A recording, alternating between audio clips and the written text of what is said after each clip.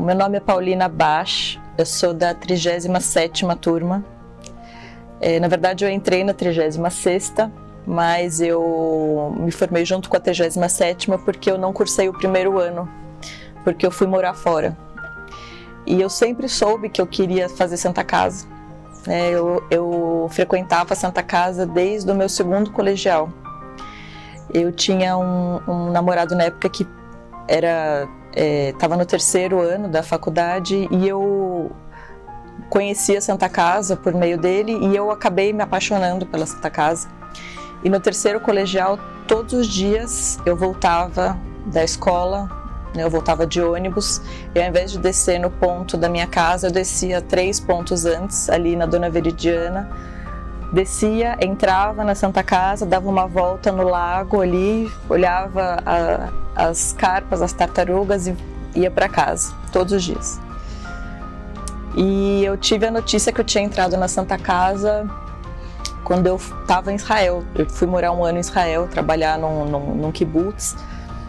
E aí foi uma festa, tudo. Eu já tinha deixado a procuração para os meus pais, para eles fazerem a matrícula, né? E na verdade Santa Casa é um amor, é difícil descrever, porque ela ensina tanta coisa pra gente, tanta coisa. Toda a minha formação humana, né, acabou vindo da Santa Casa. Quando eu quis fazer medicina, eu achava provavelmente que eu ia ser uma pesquisadora, eu tinha vontade de estudar as formas, a simetria, uma série de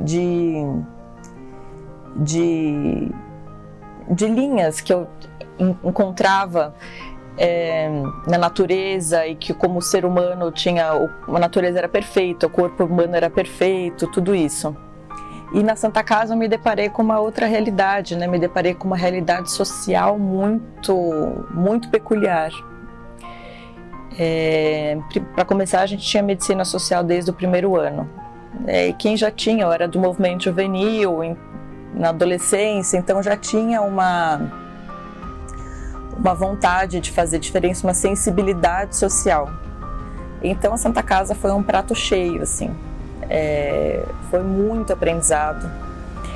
E na época da faculdade ainda juntaram 5 mulheres na mesma turma que tinham uma grande sensibilidade social. Então a gente foi o centro acadêmico, e chamavam a gente de as bolcheviques. A gente brigava com o diretor, a gente brigava, exigia que o diretor fosse para os congressos de ensino médico. A gente começou o trote solidário, que levava os alunos para doar sangue, né? Levava os calouros para fazer a macarronada para o pessoal de rua. São inúmeras lembranças, são coisas. Eu tive grandes mestres, grandes amigos, e eu não consigo imaginar minha formação tendo sido outra, né? Porque acabou fazendo parte da minha formação como pessoa. A Santa Casa não me formou só como médica, a Santa Casa me formou como pessoa, claramente, assim. O fato de ser aqui no centro, o fato de você conseguir lidar em todo plantão com morador de rua, com profissional do sexo o tempo inteiro. A pessoa pode estudar a sociologia que for, mas ela vai conhecer gente mesmo no pronto-socorro. Então, a gente cuidou muito, né, de muita gente. Então foi uma formação humanitária absurda, assim. Eu aproveitei cada momento. E aí eu fiz clínica médica. Eu estava em dúvida entre fazer ortopedia, cirurgia e clínica. Eu acabei fazendo clínica para fazer cuidados paliativos. E eu fiz cuidados paliativos, fiz 2 anos de clínica aqui, na Santa Casa. E trabalhei alguns anos só com doente terminal. E foi um pouco difícil, eu sou uma pessoa muito sensível. Eu precisava criar algumas cascas para conseguir lidar com todas as situações. Mas o legal da medicina justamente é se envolver, né? Então, criar casca, para que você vai criar casca se o legal é se envolver? Então, eu acabei indo fazer gestão e eu fiz GV, a especialização em administração hospitalar e sistemas de saúde. E nisso eu fui trabalhar na Intermédica e fui gerente médica na Intermédica. Depois eu acabei trabalhando no núcleo econômico financeiro da superintendência do HC, entendi como funcionava a autarquia, entendi como funcionava, da onde vinha o dinheiro da Secretaria de Saúde, como que isso era distribuído entre todas as esferas. E depois eu fui diretora do Hospital Infantil Sabará, né? Foi foi uma época maravilhosa, foi uma delícia. Trabalhei numa multinacional também de saúde renal, como diretora operacional e depois como diretora médica. A gente acabou levando saúde renal e uma melhor qualidade de diálise para muitos pacientes. Mas aí o destino me chamou e eu fui retomar uma profissão familiar de origem, né, que eu ficava colocando de lado assim durante a minha vida inteira. O meu avô e o meu tio, eu sou primeira geração no Brasil de imigrantes. Meu pai foi sobrevivente de Segunda Guerra Mundial e meu avô e meu tio eram ourives, né, trabalhavam na Europa como ourives e vieram para cá. Meu pai não quis saber disso, meu pai quis ser médico. E aí ele entrou na faculdade mais tarde, entrou com 27 anos. E aí as pessoas foram morrendo e acabou essa profissão na família. Mas eu fiquei com algumas pedras, algumas gemas, né, de família que tinham, que eu nem olhava para elas, mas aí uma hora eu decidi olhar para elas e falei, olha, acho que eu fazia escultura também, e eu falei, olha, eu tenho habilidade manual, vamos ver o que eu faço com isso aqui, não tenho coragem de vender. E aí eu descobri que eu tinha um dom para fazer joias mesmo, e hoje em dia eu trabalho, eu uso a medicina, eu uso a sensibilidade que eu adquiri na minha vida como médica para entrevistar as pessoas, entender o que elas querem, que momento de vida que elas estão passando e o que elas gostariam de ter como uma joia, o que elas gostariam de ter como uma âncora para trazê-las de volta para elas mesmas, né, para o momento que é de força delas. E é muito interessante porque unir as duas coisas, né? Trazer a sensibilidade que a medicina trouxe, a sensibilidade do design, trabalhar com fogo, porque eu derreto, eu faço a liga do metal, desde o comecinho, eu crio a prata, a liga da prata, ou liga do ouro, tudo isso. E aí você vai mexendo, e aí ele precisa de calor, você vai tendo uma outra relação com a natureza. Você entende que o tempo do metal não é o seu tempo, assim como na medicina, assim como na vida. A gente não pode mexer em algumas coisas, né? A gente tem que respeitar o tempo das pessoas, a gente tem que respeitar o tempo, por exemplo, o anel precisa ficar no ácido um certo tempo. Não adianta eu tirar antes. Não adianta eu tirar antes porque eu tô com pressa. Não, ele tem o tempo dele, se eu tirar antes ele não vai estar do jeito certo. Então, tudo isso foi um grande aprendizado para a minha vida. Mas sempre que eu entro na Santa Casa, eu fico emocionada. Em todos os momentos importantes da minha vida, eu vim dar uma volta pelo prédio. Por exemplo, antes de nascer o meu filho, exatamente um dia antes do meu parto, eu vim aqui, dei uma andada, aí eu tô pronta para fazer o que precisar. Então é interessante. Essa minha relação com a Santa Casa é muito forte. Não fiquei como...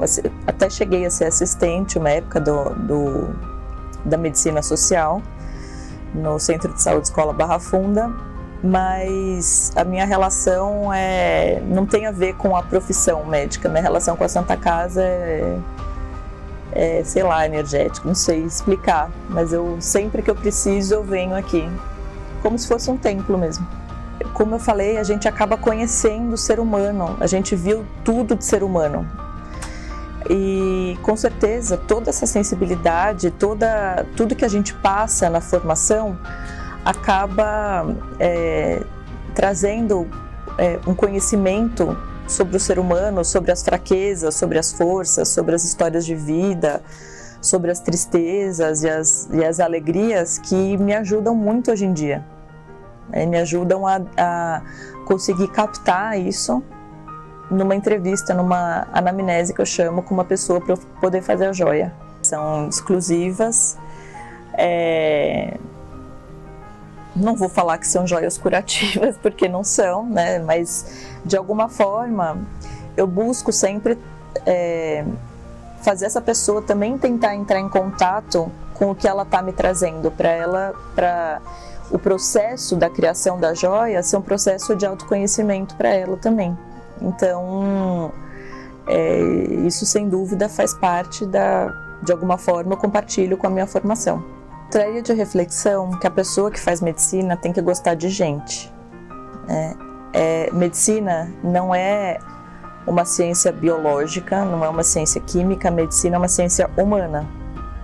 A pessoa tem que ter isso muito claro. Então, porque o que nos é cobrado no vestibular quando a gente vai prestar? É cobrado matemática, química, física, português e biologia, alguma coisa assim, se eu não me engano, não sei se mudou. E isso em nenhum momento te traz a realidade do que é ser médico, a realidade do que ele vai enfrentar. Medicina é uma ciência humana. As pessoas precisam gostar de gente. Não adianta gostar de química e de física e achar que vai ser um bom médico. A pessoa precisa gostar de conversar com pessoas, precisa gostar de lidar com pessoas. Eu acho que isso é o principal, porque o que a gente vê hoje em dia é muita não empatia, né? E a empatia é uma questão que a gente pode desenvolver. Acho que cada vez mais no mundo tecnológico as pessoas estão um pouco mais voltadas para si. Essa geração nova acho que está mudando um pouquinho, mas pegou uma geração exatamente para baixo da minha, eram muito voltadas para si, eu acho. E eu acho que a empatia hoje em dia é essencial. Eu acho que as pessoas estão redescobrindo isso, o poder da empatia e de como é se colocar no lugar do outro para poder agir, sentir e pensar na hora de tomar as decisões. Não tem mais como fazer uma medicina do começo do século, né, que é uma medicina mais autoritária. Eu sou o detentor do conhecimento e eu sei o que é bom para você. Não, as decisões uma hora vão ter que ser compartilhadas, né? A medicina vai sim ser centrada no paciente, na família e no que ele está disposto a fazer pela vida dele, né? Então, teve casos que, por exemplo, você sabe que a paciente não vai tomar insulina. A melhor medicação para ele tem indicação médica de tomar insulina, mas a pessoa não vai tomar insulina, né? Ela mora sozinha, ela vai ficar confusa. Não. A gente tem que levar em consideração todos os outros fatores da vida dela para poder influenciar nisso. Não adianta eu achar que sou o detentor do conhecimento, a indicação médica de insulina. Essa pessoa vai morrer desse jeito. Ela tem que levar em condição todos os determinantes sociais dessa pessoa, a família, se ela consegue ler, se ela não consegue ler, se ela vai saber aplicar, se ela vai conseguir pegar, se ela vai conseguir comer. Senão ela faz uma hipoglicemia depois, se aplica insulina e faz hipoglicemia porque ela não consegue. Então, eu acho que o médico tem que entender que o papel dele é complexo e ele precisa, de fato, trabalhar em equipe com outras profissões, o que não nos é ensinado na maioria dos lugares. Não existe mais a possibilidade de trabalhar sozinho e não levar em consideração o que o paciente traz de bagagem. A Santa Casa representa, é como se fosse uma linha contínua na minha vida, porque é como se fosse uma âncora para mim. Eu sempre volto para cá quando eu preciso, eu sempre volto para cá, e não é voltar para o departamento X ou Y, é voltar para a Santa Casa, para o prédio da Santa Casa, para andar no corredor da Santa Casa mesmo. É como se fosse um abraço cada vez que eu entro. É muito afetiva a relação, é muito... me preenche, me revigora, me ajuda, é uma relação etérea, não uma relação concreta, né? É bastante etérea, mas é um dos lugares que eu mais me sinto acolhida na vida. Todos os lugares que eu já fui, é um dos que eu mais me sinto acolhida. Para mim, a Santa Casa é sempre um braço aberto, é incrível, né? Só não é melhor que a minha própria casa, mas é sempre uma grande satisfação, um grande conforto e um aconchego passear dentro da Santa Casa.